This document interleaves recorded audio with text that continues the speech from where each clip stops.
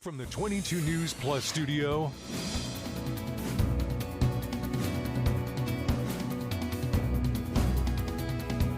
this is 22 News in Focus with Patrick Berry. Hello, everyone, and welcome to this edition of In Focus. I am your host, Patrick Berry. We're here in the 22 News Plus studios. It is the fall of 2025. It is election season in a lot of our local communities. But when it comes to our elections in our federal government, we still got a year to go to the midterm elections. I'm very honored today to be joined here in the 22 News Plus studio by one of next year's U.S. congressional candidates, Jeromie Whalen. Jeromie, thank you so very much for joining me. I greatly appreciate it. Thank you for having me. This is wonderful. Wouldn't be anywhere else. So I can think of 1,000 better places to be. Give me a coffee in my hand. I'll sit here for the next 4 hours. There you go. So you have decided well over a year in advance to run for Richie Neal's seat. Yeah. What were you thinking? And I don't say that against Richie Neal. I just anybody that runs for office. I'm like, what are you thinking? It takes a lot of work. And I get that question a lot, to be honest. And you know, it came from soul searching and not just kind of personal reflection of things that were going on in my life, but also things that are going on in our local community and the nation in general. I think that all of those things intertwine in a way that, you know, we're getting further and further apart from getting closer and closer together. Okay. And solving that problem takes leadership. And I think that I bring a new generation of leadership to solve these problems. All right. So let's go back in time. So let's talk a little bit about your background. Where are you from? Where do you live? What do you do? That kind of stuff. Yeah, so I'm a Belchertown boy. I we won't hold that against you. Class of 2005. Great little town that really showed me what it means to be part of a community. And so I was raised by two teachers. My father was career in Springfield, and my mother was career in Belchertown. Okay. And from there, I went off to UMass, just right down the road. Yeah. I could come back and do my laundry at home, but still get the college vibes. And I got my bachelor's, my master's, and my doctorate all there because I just saw what it meant to be part of Western Mass and Central Mass. And so after that, I said, how can I develop my community and myself? And I became a teacher. Okay, so that was going to answer my next question. You got your bachelor's, master's, and doctorate in education? Yeah. Okay. So bachelor's in history, master's in education, doctorate in education. Oh, okay. Yeah. So you became a teacher? Became a teacher. Which schools? Yeah. So I taught at Northampton High School for the last 11 years, and I loved every second of it. The younger generations, you know, they get a little flack for things, but I find that they're just really compassionate, really tuned in to kind of what it takes to kind of hit the next level into adulthood. They're getting bombarded with a lot of different things via social media and just the world. And I think that they come together in a really nice way. And I'm just proud and humbled to be part of their learning experience for sure. So throughout your experience, you know, at the high school level, what are some of your takeaways, like, you know, great moments that you had, you know, some of the things that you're most proud of? I think the things that I'm most proud of when I think about my classroom and the students that I have are how earnestly they take their studies, but how they look out for each other. So I taught journalism. Okay. And I did very similar things to what we have going on right now, and the ability for them to go out in the community, ask some really hard-hitting questions and get to the bottom of things. It takes a lot of initiative. It takes a lot of bravery to put yourself into that situation. And so my students were interviewing everybody from Elizabeth Warren to the South by Southwest, music festival. So they were going out and they were getting into the communities and doing that tremendous work. And great exposure for students to have that ability to practice journalism on that level. Yeah, for sure. And so aside from that, I think the ability for them to kind of organize themselves and advocate for themselves, when we saw, you know, tragedies of school shootings and things of that nature, they would organize, they would have walkouts, and they would demand change for our society. And I just have a tremendous respect for, you know, the youth taking that initiative and saying that, you know, we want a better world. And so those are the things that kind of I take away from my teaching experience. You learn just as much from the students as you impart on them. And that's the kind of learning process that I love. So you were a Belchertown resident, born and raised there, went to UMass, a teacher in Northampton. Where do you reside now? So I'm in South Hadley, Okay. and I love South Hadley. I go play pickleball at Buttery Brook Park. Get me out on the courts. I'm cutting it up. And so yeah, just being a part of that community is really, I appreciate as well, because it has a similar vibe to Belchertown, but everywhere within District 1 has its own unique culture. And it's a large district too. It goes all the way up to kind of North Adams and Right. Williamstown, all the way down to Southwick. And so being a part of all these communities is really nice, and developing those authentic relationships is super important. So how are you able to balance, as you mentioned, District 1 is Yeah, huge. So yeah. how are you able to balance getting out in the district and your commitment with being a teacher to our students? Yeah. So I had to take a year leave of absence to do this. The work that's required for this and to do it right, to be invested within those communities, it's a full-time job. And it's actually more than a full-time job. From every waking second that I have is dedicated to this, because I want to make sure that I'm making those meaningful connections. But to get out, I got this little yellow van and I putt around with it. 1988 Toyota van. I'm putting the miles on it. It's a little beat up, but it's still starting. Takes a couple of revs on the engine, but Especially on colder mornings like we're hitting now. yeah, I was feeling it today for sure. So what is your process? You took a year leave of absence. What is your plan between now and really preliminary election day next September? Yeah, so I think it's a couple of things. Being as visible and connected as possible. I think that what we've been missing a little bit within our representation is that accessibility, is that showing up and showing out. And I really want to be connected to the communities, and not just in a kind of tokenizing way. Showing up when you really need it is super important. And doing that for all of our communities.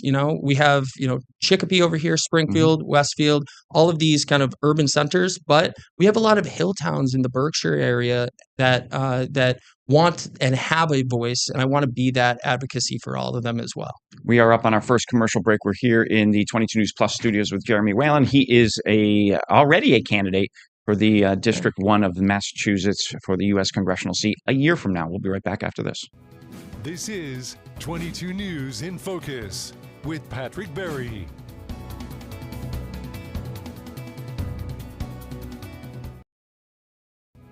This is 22 News in Focus with Patrick Berry.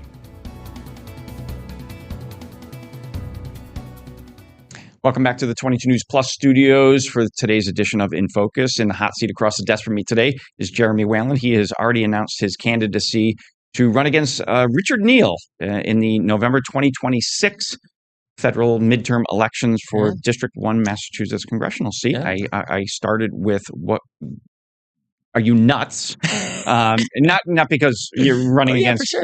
but just running for political office in this day and age. Yeah, I think that what that entails is that you get a lot of strong opinions from both sides, and two things that you got to do. One, really listen to individuals. It really requires the listening, because it's in that immediate guttural reaction is something that we all have. And so stepping back and finding out what are the underlying frustrations and where people are coming from. And two, staying true to who you are and having that integrity is super important, and not having that compromised by anything. Outside influence, corporate interests, or anything of that nature. Really staying on point and on message and doing it for the right reasons is super important. We're cycling through some photos now of, you with some veterans, you wielding a pickaxe and what looks like some foreign country holding a diploma. And there's your little yellow van right there. Let's talk about some of your life experiences, that our viewers are seeing in these photos right here. Yeah, so I've really centered my life around volunteering and trying to do the best I can for our local communities and communities abroad as well. And what you're seeing in those is a little bit of mentorship on the side of that. Pickaxe was in Costa Rica. I took a contingent of 25 students over. We were doing a service learning trip, and we were bringing potable water into communities that didn't have it. And so I'm right there, right next to the students, pickaxing away. and they're, sweating in the hot sun, but they're doing good for the local communities, and they're getting educated on these communities that they have never seen before in their lives. And so Right. it's a real learning experience for Exposure everybody. to other cultures is crucial For for sure. every age group. Yeah. Most importantly, kids, because they learn that Yeah. the way they see things here in Pioneer Valley is a lot different in other, even in other states in the Yeah, union here. absolutely. Let's go. Talking about your effect on the students. I had asked you earlier about some of the impact you've had on the students. Costa Rica, the journalism class. Are there any students? And I like to ask this question of teachers. Because you and I probably do it. You think back and like, oh, that teacher, he or she really, meant a lot to me. Not every teacher means a lot. So, do you have any of those students that that Oh, could yeah. say, Mr. Whalen, he was the best? I stay in contact with dozens of students, and the really beautiful thing about what I'm doing is when I announced the love that I got from my former students from back 11 years ago, and then not only them coming out and supporting me and showing me that love, but also telling me the wonderful things that they're doing. One of my students that was part of founding our journalism program is now off at CNN doing some tremendous Wow. work, right? Another one of my students, and I stayed very close with her. She was a Rhodes Scholar, so she's over getting her doctorate over at Oxford, Wow. and just Good for her. staying in connection with Right. those and seeing the good that they bring in the world. That's why we're teachers. It's not for the pay; it's for the kind of meaningful experiences that you have. What are, I guess, some of your stumping points? What are 2, 3, 4 of the items that you really want people to understand that real change needs to happen in these few things? Yeah, I think that coming from my perspective as an outsider from the political landscape that we find, that's actually a really big advantage that I have because I don't have the corporate connections that my opponent does. He's the number one recipient proportionally in all of Congress for corporate money. And so I don't take any corporate money. And so So what that means to me is that I can stand up for things like universal health care, fixing our broken system, right? It's fundamentally flawed, and getting corporate money out of the healthcare system. So I'm going to burst your bubble. Yeah, Okay. go ahead. You and countless others who run Yeah, for office yeah, say the same thing. yeah, You win, and then you look down your spreadsheet and you go, "Oh my God, that company's just giving me 50,000, 100,000, two hundred yeah, thousand yeah, dollars." How do you say no to that? It sounds great in theory. And like I said, a absolutely. lot of other candidates and people who get elected to office, they get elected on that platform. It's no more corporate money. And then they look at the check and they're like, For sure. I got to take that money. I think it starts with having a clean slate, just like I have. I'm coming from the educational background. I'm not coming from politics. So I can, from the get-go, say no and resist that. Also, what we're building is a true grassroots coalition, which is primarily about people rather than the profits of corporate interests. And so having that and staying true to who I am, mixed with the kind of integrity that I was raised on here in Western and Central Massachusetts, that's how you start a movement. And that's how you stay true to yourself. But it takes a lot of individuals to do that. So the people that are supporting me are the $5, $10, $15 donations, $50 donations. And I call every single one of those people when they have a number. Or if they're email, I email them and I say thank you and I appreciate you, because it's about those experiences that those actual real people on the other side of that telephone line, it's about that. And it's about representing them, not that kind of corporate interest that we see. And it's true. When individuals are in these positions of power, I know this as a candidate. It's so easy to say, I'm going to Very take the easy. shortcut, Yeah. and I'm going to take 10,000 or 20,000 or 50,000 from one entity because it means that I don't have to be spending hours thanking an actual person. But that's not how I am, and that's not why I'm doing it. I'm a public servant. I'm not a politician, and I'm going to stay true to that. And that comes back to the platform stuff. Advocating for the working and middle class is super important. The things that I see in our communities is I have these conversations with people who are thinking of how they're going to afford their next utility bill, how they're going to, on a fixed income, pay for the medications that we see slashed from our federal administration, and really advocating for that and fighting for it, because that's what it takes. And in having those conversations on the ground with individuals and doing it right, putting all that together, that's what we need. And that's the change that I'm for. So your goal over the next year, taking this hiatus from the working world, is just to get out in front of as many people as you can and convey that message to as many as possible. Yeah, absolutely. Advocate for what is actually. Some people say it's a dream. I say it's things that we need for a functioning society. You shouldn't be thinking about the bill when you go to the emergency room. You should think about getting better, or your loved one's getting better. You shouldn't be thinking, I'm working 50, 60 hours and still need to go to the food bank in order to survive. These things that living wage should be built into our society. So these are things that have been more and more shifted over to this billionaire class that says we can't have these things. We need to shift that back to the working and middle class so we can actually prosper and thrive, not just survive, Right. but thrive within our society. We are up on our second commercial break. We're here with Jeromie Whalen. He is a candidate for the Massachusetts U.S. congressional seat, District 1. We'll be right back after this. This is 22 News in Focus with Patrick Berry.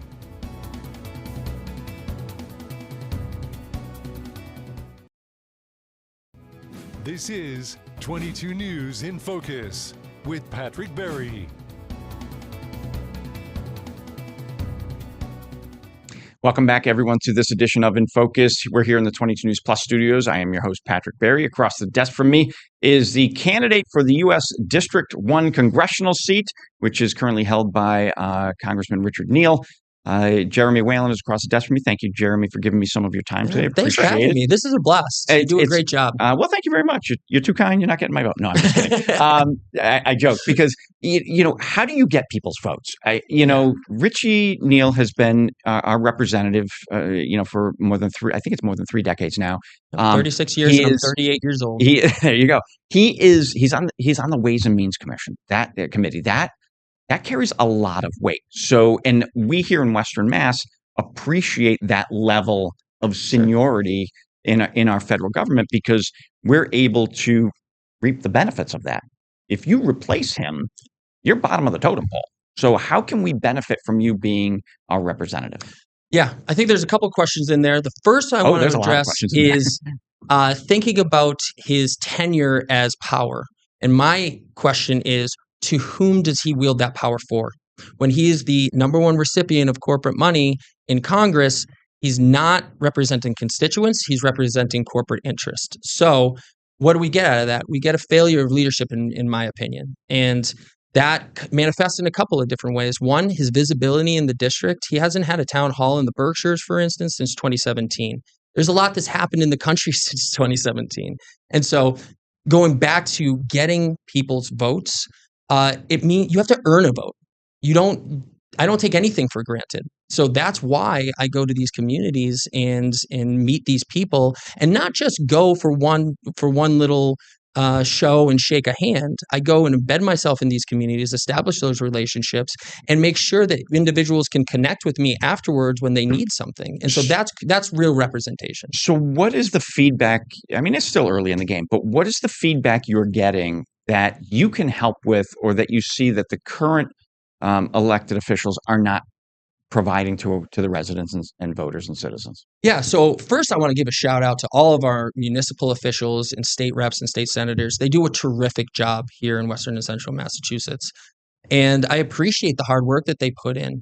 I think that what we see also on our federal level with lions of the Democratic Party, we have Ayanna Pressley, we have Elizabeth Warren, Ed Markey, we have Jim McGovern, just one district over. And to have that representation and to form a true coalition, that's what I'm about. And connecting all of the dots within the state and local communities is really how I intend to do this as well. So some of those names you mentioned from the Democratic Party, they are very divisive people. They are not well liked by the other side of the aisle. So are you a centrist? Are you a very liberal Democrat? Where do you lie on the spectrum? Yeah. I would go back to divisive, to who believes I know they're a lot of divisive, right? Democrats who don't like some of those names you said. Yeah, You know, well, Elizabeth Warren, yeah. Governor Healy, Ayanna Pressley. There's a lot I of think Democrats who don't like those Yeah, people. I think that if you look to see what they actually stand for on the fundamental level, they are for the working and middle class. They are for the teachers, the nurses, the tradespeople, the union workers. That's who I'm going to align myself with, and I always will. I think that when we think about divisiveness or that concept right there, we have a lot more in common than we think. Both parties. It's not really about left and right. It's about top versus bottom, and to bring back our the strength to the working and middle class. Whoever is doing that work, who I just listed, I'm going to be standing by them. I'm going to be working with them. At the same time, I think that we need to come together as a country and to come together as lawmakers as well in the legislature. And so what that means is my door is always open. I am a Democrat and I take pride in that. While at the same time, I'm going to listen to any opposing opinions because I want to gather that information. I want to advocate for everybody within central and western and central Massachusetts. And it's hard work, right? We've come to this division within society that says you can't talk to the other side.